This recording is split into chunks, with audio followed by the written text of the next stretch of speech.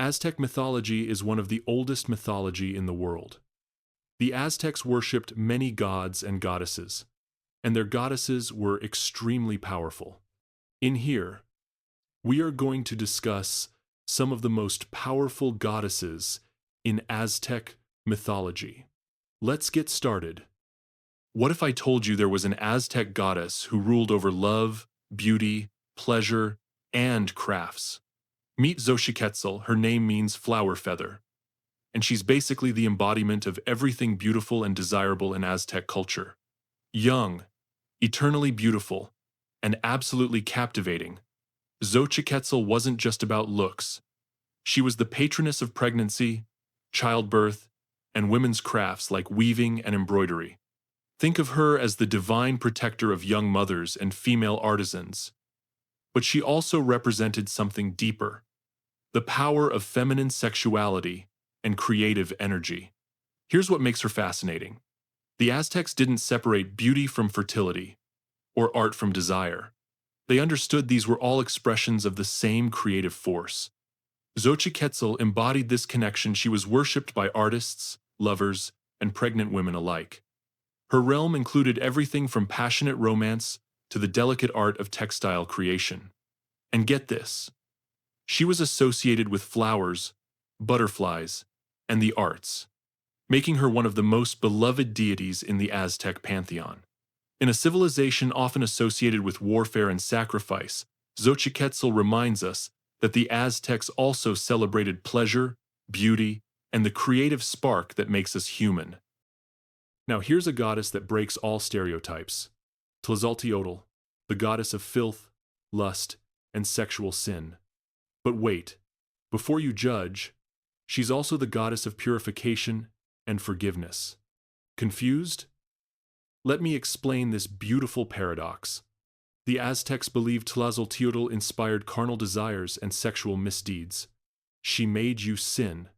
But here's the twist: she also cleansed you from that very sin. She devoured the filth, hence her name, literally filth eater, and purified the sinner. It's like having one deity who tempts you and then forgives you. She was the patroness of midwives and steam baths, places of physical and spiritual cleansing. Her festival, Xochiquetzal, involved cleaning, sweeping, and ritual purification. The message: human desire isn't inherently evil, it's natural. What matters is acknowledgement and cleansing. This goddess taught the Aztecs something profound. Sexuality and sin aren't about judgment, they're about balance. She embodied the idea that humans are flawed, passionate beings, and that's okay. We fall, we confess, we're cleansed, and we start again. Tlazolteotl represents the cycle of transgression and redemption, showing us that even the darkest aspects of humanity can be washed clean. Want to understand Aztec survival? Then you need to meet Chicomecoatl, the goddess of agriculture and maize. Her name means seven serpent, and she was literally the difference between feast and famine for the Aztec people. Maize wasn't just food to the Aztecs, it was sacred. According to their creation myths, humans were actually made from maize dough. So when you worshipped Chicomecoatl, you weren't just praying for a good harvest, you were honoring the very substance of human existence. She was often depicted carrying ears of maize or wearing a headdress made of corn. Young girls would dress as her during harvest festivals, and offerings of the first crops were always given in her honor. Every kernel of corn was a gift from this goddess. But here's the deeper meaning. Chicomecoatl represents the reciprocal relationship between humans and nature. You plant, you tend, you sacrifice your labor, and the earth, through her, gives back. It's not just agriculture, it's a cosmic contract. The Aztecs understood that survival required both human effort and divine blessing. Chicomecoatl embodied this partnership, teaching that fertility and abundance aren't random. They're earned through devotion, ritual, and respect for the natural cycles she controlled. Water is life, right? Well, the Aztecs took this seriously. and they had a goddess dedicated entirely to it. Enter Chalchiuhtlicue, the supreme goddess of rivers, lakes, streams, and all flowing water. Picture her wearing a stunning skirt of jade or turquoise, with water streaming from the fabric itself. She wasn't just about pretty waters, though. Chalchiuhtlicue was a goddess of duality. On one hand, she brought life-giving rain and nourished crops. On the other, she could unleash devastating floods and storms. Here's a mind-blowing myth. In Aztec creation stories, when the fourth sun was destroyed, Chalchiuhtlicue caused a massive flood that wiped out the world.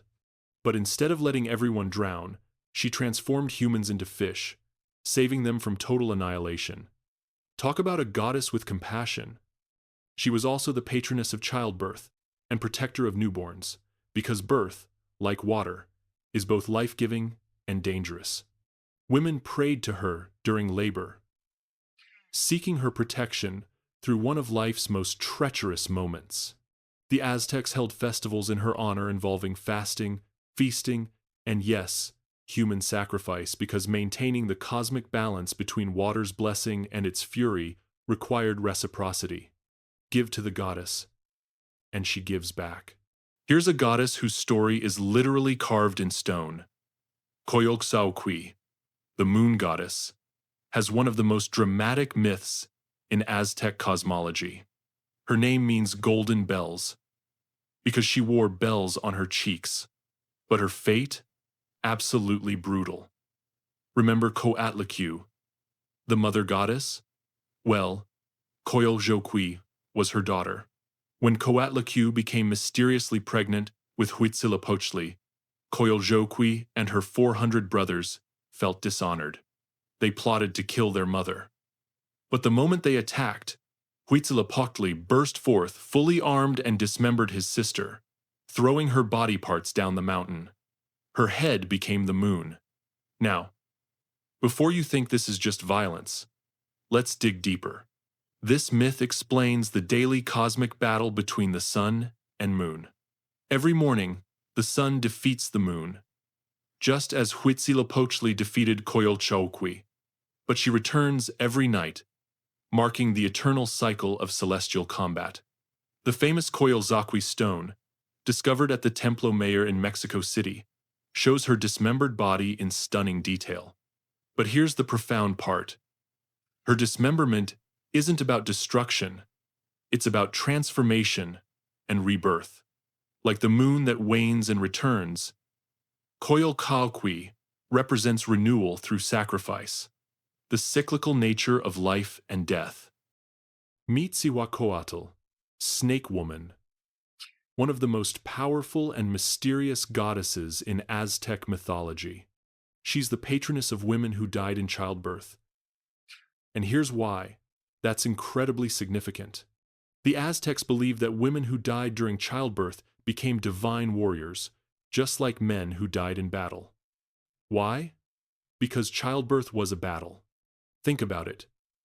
You're literally creating life at the risk of your own. Cihuacoatl honored these women, transforming them into the Cihuateteo divine female warriors, who accompanied the sun through the afternoon sky. But Cihuacoatl wasn't just about death. She was also a creator goddess who, according to myth, helped Quetzalcoatl create humanity by grinding up the bones of previous races and mixing them with blood. Talk about being present at humanity's very beginning. She's sometimes depicted as a young, beautiful woman, other times as a skull-faced crone carrying warrior weapons. This duality reflects her nature: life-giver and death-bringer, nurturer and warrior. She protected the city of Culhuacan and was considered so important that Aztec rulers claimed her as their patron.